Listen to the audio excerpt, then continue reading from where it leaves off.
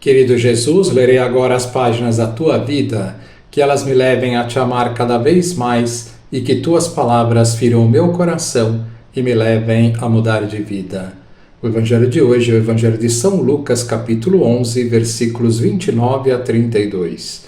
Naquele tempo, quando as multidões se reuniram em grande quantidade, Jesus começou a dizer: Esta geração é uma geração má. Ela busca um sinal, mas nenhum sinal lhe será dado a não ser o sinal de Jonas. Com efeito, assim como Jonas foi um sinal para os ninivitas, assim também será o Filho do Homem para esta geração. No dia do julgamento, a Rainha do Sul se levantará juntamente com os homens desta geração e os condenará, porque ela veio de uma terra distante para ouvir a sabedoria de Salomão.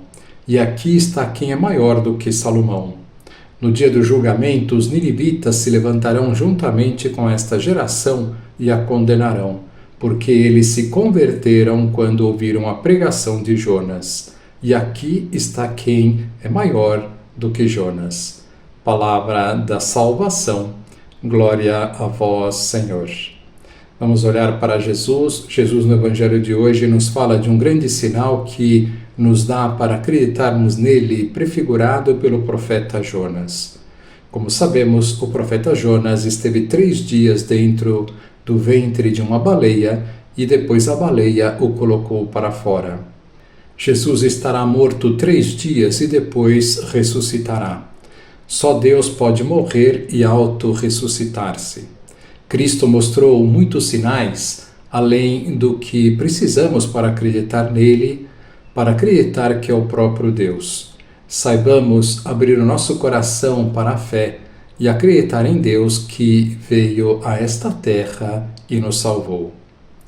Continuemos a série sobre a salvação. Santo Afonso continua falando do inferno. Hoje falará da pena de dano.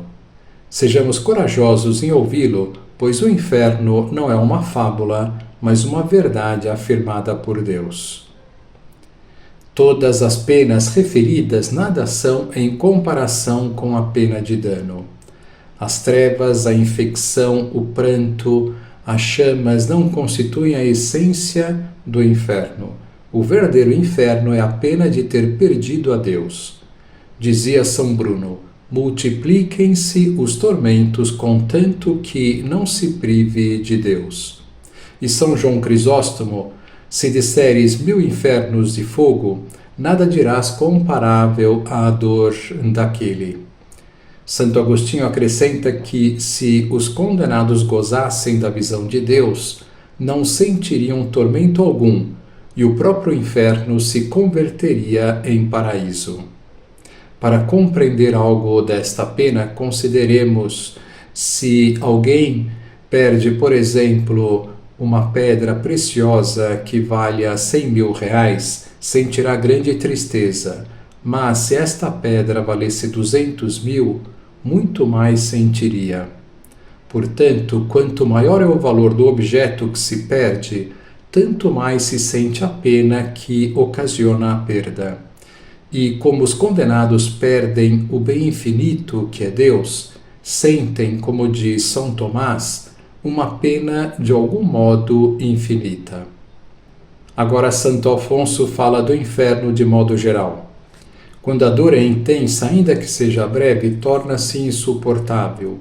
E se durasse 1 mês, 1 ano, que será, pois, no inferno, onde não é música nem teatro que sempre se ouve, nem leve dor que se padece, nem ligeira ferida ou superficial queimadura de ferro candente que atormenta, mas o conjunto de todos os males, de todas as dores, não em tempo limitado, mas por toda a eternidade?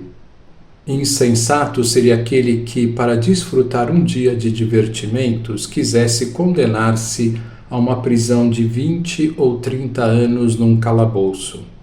Se o inferno durasse não 100 anos, mas apenas 2 ou 3, já seria loucura incompreensível que, por um instante de prazer, nos condenássemos a esses 2 ou 3 anos de tormento gravíssimo. Mas não se trata de 30, nem de 100, nem de 1000, nem de 100.000 anos. Trata-se de sofrer para sempre penas terríveis, dores sem fim, males incalculáveis sem alívio algum. Portanto, os santos tremiam com razão enquanto viviam neste mundo com medo de se condenarem. Enquanto está vivo, o pecador pode ter alguma esperança, mas se a morte o surpreender em pecado, perderá toda a esperança, diz o livro dos Provérbios. Se os condenados pudessem ao menos consolar-se em alguma enganosa ilusão que aliviasse o seu desespero horrível. O pobre enfermo, ferido e prostrado em seu leito, desenganado dos médicos, talvez se iluda a respeito de seu estado, pensando que encontra algum médico ou remédio novo que o possa curar. O infeliz delinquente condenado à prisão perpétua também procura alívio em seu pesar na esperança remota de evadir-se e desta maneira obter a liberdade. Conseguisse sequer o condenado iludir-se assim, pensando que algum dia poderia sair da sua prisão. Mas não, no inferno não há esperança, nem certa nem provável. Não há até um quem sabe consolador.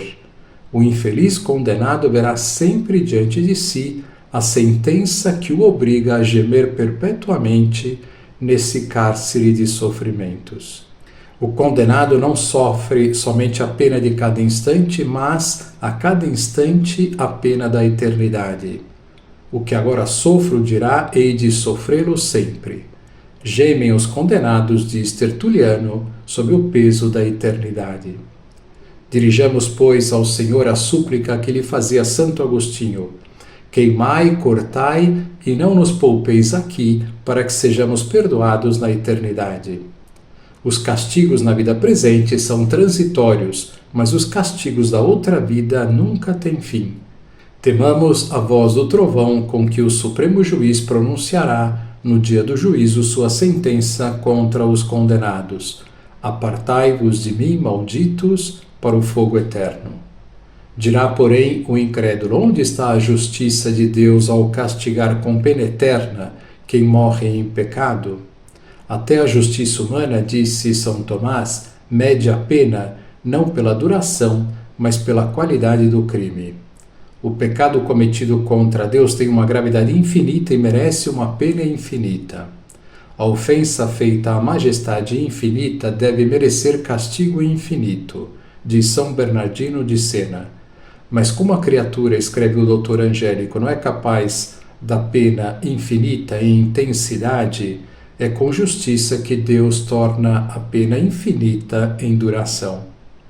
Além disso, a pena deve ser necessariamente eterna, porque o condenado jamais poderá prestar satisfação por sua culpa. Nesta vida, o pecador penitente pode obter o perdão do pecado pela aplicação dos méritos de Jesus Cristo. Mas o condenado não participa desses méritos e, portanto, não pode obter o perdão do pecado. Ali a culpa será castigada, mas jamais expiada. Também porque, segundo Santo Agostinho, ali o pecador é incapaz também de arrependimento. Ainda que Deus quisesse perdoar ao condenado, este não aceitaria a reconciliação, porque sua vontade obstinada e rebelde está confirmada no ódio contra Deus. Disse Inocêncio III: os condenados não se humilharão, pelo contrário, crescerá neles a perseverança do ódio. São Jerônimo afirma que, nos condenados, o desejo de pecar é insaciável. A ferida destes infelizes é incurável, porque eles mesmos recusam a cura. No inferno, o que mais se deseja é a morte. Buscarão os homens a morte e não a encontrarão, diz o livro do Apocalipse. E explica o São Bernardo, acrescentando que, assim como ao pastar os rebanhos comem apenas as pontas das ervas e deixam a raiz, assim a morte devora os condenados, mata-os a cada instante e conserva-lhes a vida para continuar a atormentá-los com castigo eterno. De modo que, diz São Gregório, o condenado morre continuamente sem morrer nunca, e ninguém terá compaixão dele. Quando um homem sucumbe de dor, todos têm compaixão dele, mas o condenado não terá quem se compadeça dele. Conta-se que em Roma, em certa ocasião, interrogou-se a um demônio na pessoa de um possesso: quanto tempo deveria ficar no inferno? Respondeu com raiva e desespero: sempre, sempre. Foi tal o terror que se apoderou dos circunstantes que muitos decidiram fazer uma confissão geral e mudaram sinceramente de vida, consternados por esse breve sermão de apenas 2 palavras. Infeliz Judas, há mais de 2000 anos que já está no inferno e, não obstante, se diria que seu castigo apenas está no começo. Se um anjo fosse dizer a um condenado: sairás do inferno quando se tiverem passado tantos séculos quantas gotas houver de água na terra, folhas nas árvores e areia no mar, o condenado se regozijaria tanto como um mendigo que recebesse a notícia de que ia ser rei. No entanto, passaram todos esses milhões de séculos e outros inumeráveis, e contudo, o tempo de duração do inferno estará sempre no seu começo. Que lição nós podemos tirar destas palavras? Que a consideração do inferno e da sua eternidade nos leve a buscar a salvação com todas as forças. Agora vos dou a bênção para este dia, a bênção de Deus Todo-Poderoso, Pai, Filho e Espírito Santo, esteja sempre convosco e permaneça para sempre. Amém.